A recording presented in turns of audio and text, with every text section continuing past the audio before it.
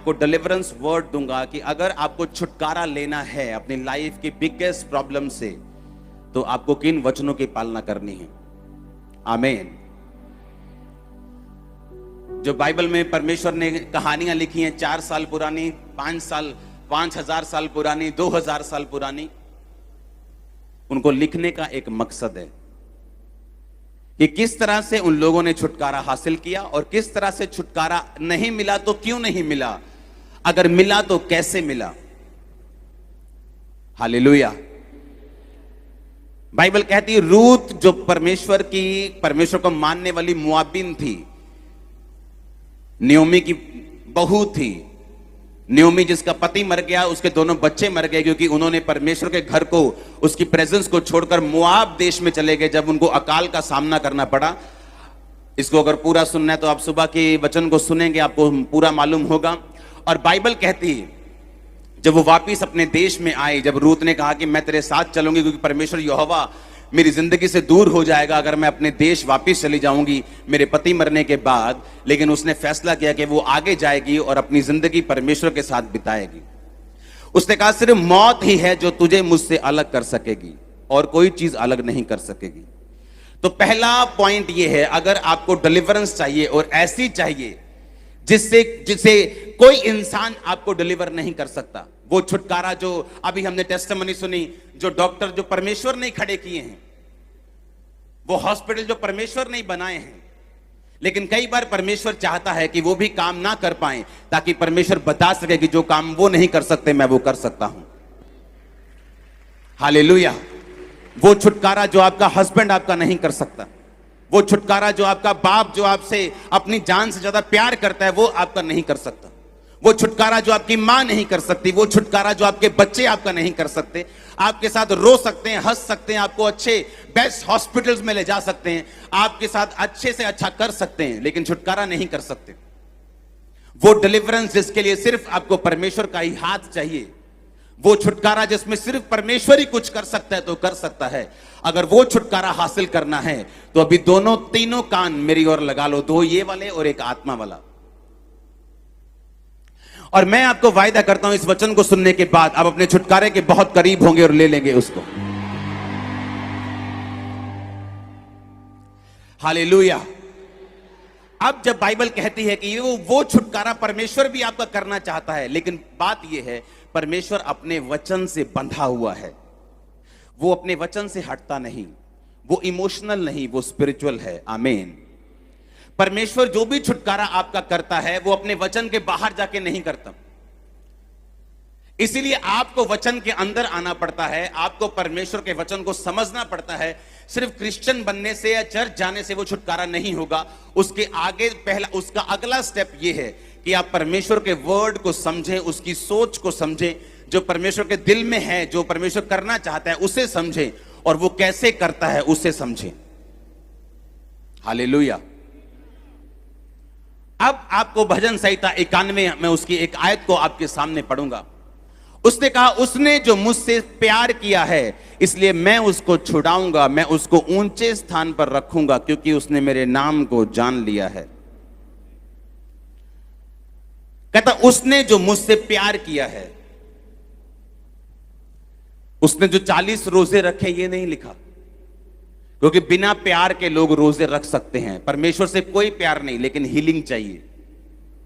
Baptism नहीं लेना चाहते लेकिन रोजे रख सकते हैं क्योंकि उनको हीलिंग चाहिए। वो बो सकते हैं लेकिन बपतिस्मा नहीं लेते क्योंकि उनको लगता है कि बोने से आशीष मिल जाएगी, लेकिन ऐसा बाइबल में कहीं नहीं लिखा।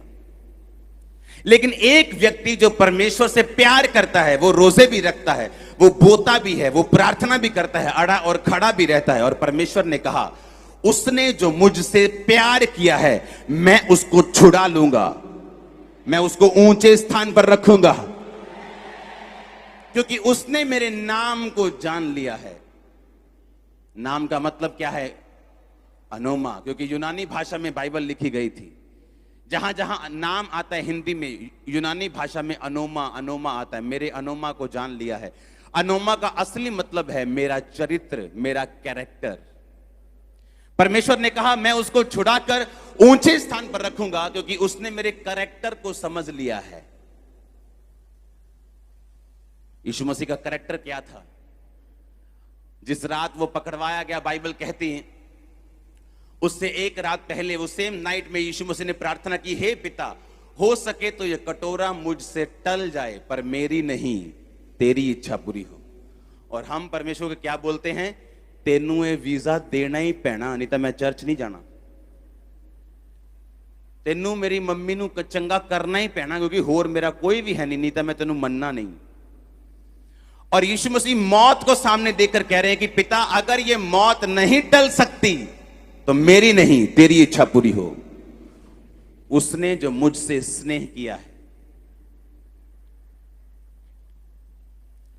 अगर आपको बड़ा छुटकारा चाहिए, जैसे रूत ने लिया, जैसे मैंने अपनी लाइफ में बड़ा छुटकारा लिया है, मैं आपको उसके सीक्रेट बताऊंगा इन 7 हफ्तों में। और ये 7 हफ्ते हम प्रार्थना करेंगे और आप डिलीवरेंस के साथ जाएंगे यीशु मसीह के नाम में। उसने कहा उसने जो मुझसे प्यार किया है इसलिए मैं उसको छुड़ाऊंगा, मैं उसको ऊंचे स्थान पर रखूंगा। रूत ने परमेश्वर से क्या किया? प्यार किया। उसे मालूम था वापस चली जाऊंगी तो अपने देश में जाके किसी और व्यक्ति से शादी कर लूंगी, बच्चे पैदा करूंगी, आराम से रहूंगी, जिंदगी बिताऊंगी। लेकिन अगर इस बूढ़ी सास के साथ जाऊंगी तो कोई शादी नहीं होगी, बूढ़ी सास को पालना पड़ेगा, अपना भी पेट पालना पड़ेगा, सारी उम्र दुखी रहना पड़ेगा। पर एक बात है, यहां परमेश्वर यहोवा की आराधना करनी संभव होगी। लेकिन अगर मैं अपने देश चली गई तो वो जहां वो रहती थी वहां लोग यहोवा की आराधना नहीं करते थे। परमेश्वर उस जाति से नफरत करता था क्योंकि मुआब जाति व्यभिचार से पैदा हुई थी। वो बाप और बेटी के व्यभिचार से पैदा हुई थी। परमेश्वर नफरत करता था उनसे। और अब बाइबल कहती है उसने जो मुझसे प्यार किया है मैं उसको छुड़ाऊंगा। आपने सौदा किया है कि प्यार किया है? ये तो सौदा है कि मैं 40 रोजे रखूंगा तू मुझे चंगा करेगा, मैं ये अंगीकार करूंगा और तुझे ये करना पड़ेगा, मैं चर्च जाऊंगा और तुझे मेरी ब्लेसिंग मुझे रिलीज करनी होगी। ये सौदा है, ये प्यार नहीं। और ये बात परमेश्वर ने मुझे सालों में सिखाई, हर साल सिखाई। रो रो कर, पीट पीट कर मैंने सीखी, खिज खिज कर, दुखी होकर मैंने सीखी है कि मुझे परमेश्वर से प्यार करना होगा, मेहनत करनी है, लेकिन वो मेहनत प्यार के बाद आनी चाहिए, उससे पहले नहीं। हालेलुया। और बाइबल कहती है, मैं आपको उस आयत को पढ़ाऊंगा, हम पढ़ेंगे रूत 4 उसकी 13 आयत से। ये सुबह नहीं था, ये अभी है, आपके वचन आपके सामने। उसका सेकंड पार्ट, रूत की पुस्तक, उसका 4 बाब, उसकी 13 आयत को मैं पढ़ूंगा। तब बोअज ने रूत से विवाह कर लिया और वह उसकी पत्नी हो गई। और जब वह उसके पास गया तो यहोवा की दया से उसको गर्भ रहा और उसके बेटा उत्पन्न हुआ। तब स्त्रियों ने नयोमी से कहा, यहोवा धन्य है जिसने तुझे आज छुड़ाने वाले रिश्तेदार के बिना नहीं छोड़ा और इज़राइल में उसका नाम बड़ा हो। और ये तेरे लिए जी में जी ले आने वाला और तेरे बुढ़ापे में पालने वाला हो, क्योंकि तेरी बहू जो तुझसे प्रेम रखती और 7 बेटों से भी तेरे लिए श्रेष्ठ है, उसी का ये बेटा है। तब नयोमी उस बच्चे को अपनी गोद में रखकर उसकी धाई का काम करने लगी। और उसकी पड़ोसिनों ने ये कहकर नयोमी के एक बेटा उत्पन्न हुआ है, लड़के का नाम ओबेद रखा। यिशै का पिता और दाऊद का दादा वही हुआ। आमीन। अब आपको ध्यान से समझना है।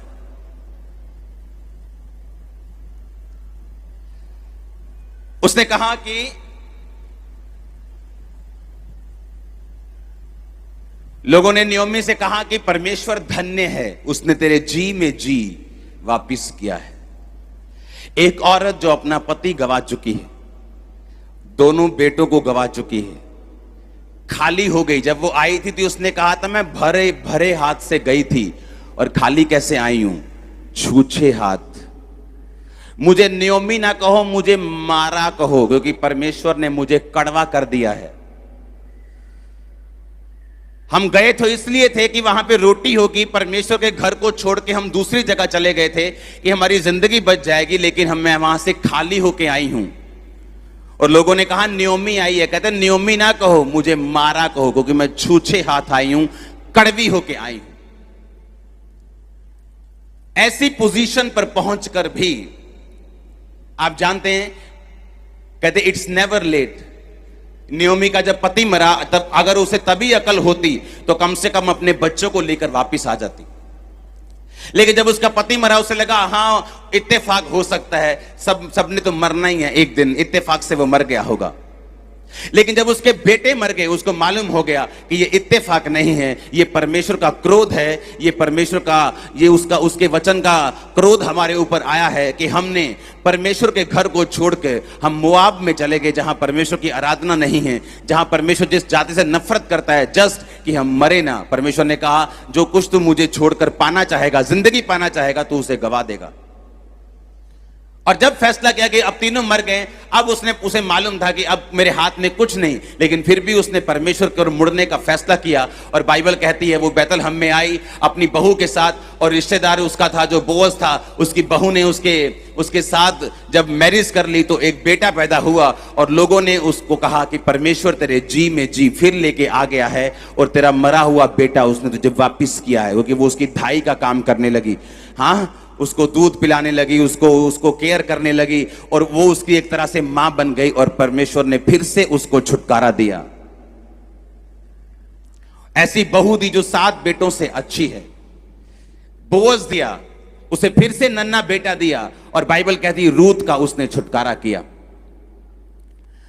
उसने जो मुझसे प्यार किया है, रूत ने परमेश्वर से क्या किया था? प्यार किया। उसने सौदा नहीं किया, उसकी जेठानी की वो सारी आशीष थी, लेकिन मिली रूत को।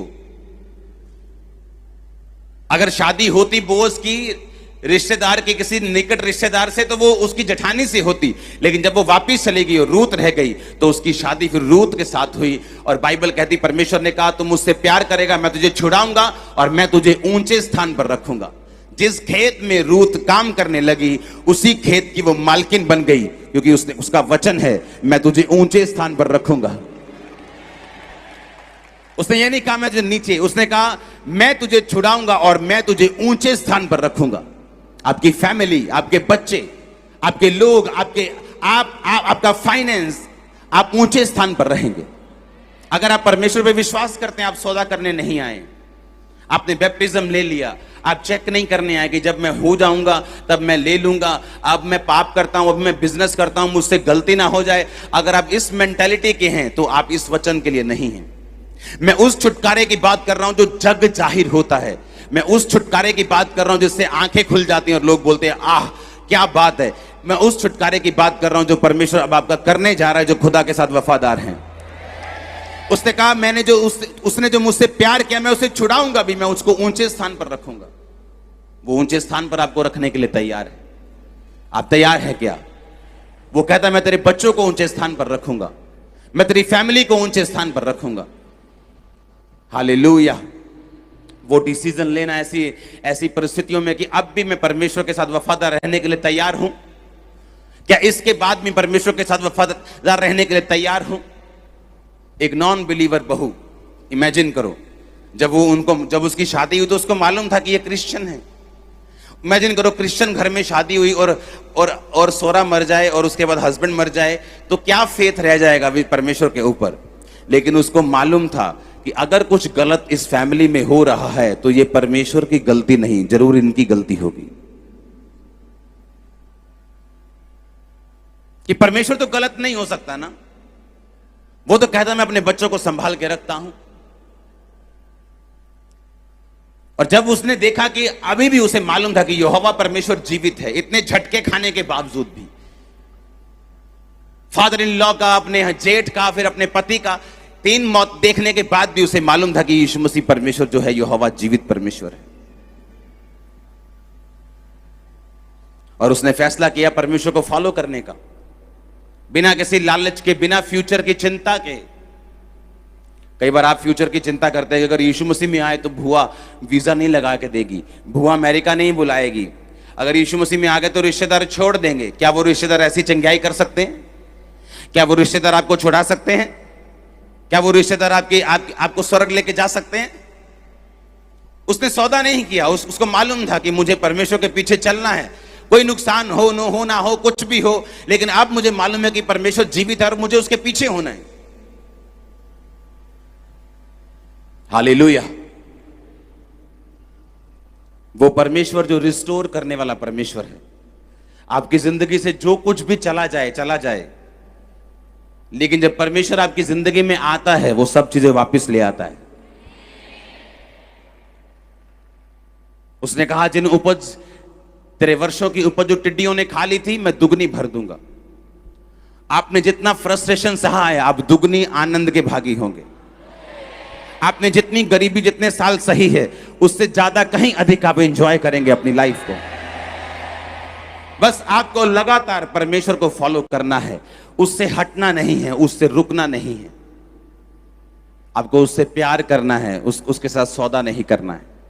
बोलो पड़ोसी को, बोलो प्यार करना है, सौदा नहीं। बिजनेस नहीं करना खुदा के साथ, उससे प्यार करना है, क्योंकि उसने कहा है वचन में, तुम मुझसे प्यार करेगा, मैं तुझे छुड़ाऊंगा। ये वचन आपकी लाइफ में पूरा हो। Hallelujah, hallelujah. आप तैयार हैं ऐसा प्यार करने के लिए? हर संडे थर्सडे आपने छुटकारे पर वचन सुनना, अपनी लाइफ को प्रिपेयर करना है, ताकि परमेश्वर जब